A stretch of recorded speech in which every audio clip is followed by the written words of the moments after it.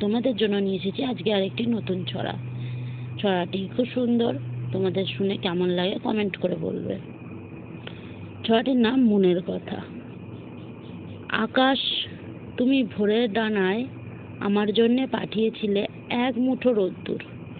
তাই তো আকাশ, তোমার কাছে বসবো বলে পেরিয়ে এলাম 7টা সমুদ্র।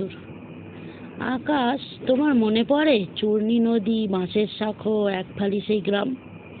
একটা ছেলে 7টা দুপুর ঠাটার রোদে বেড়ায় ঘুরে কোচর ভরা আম।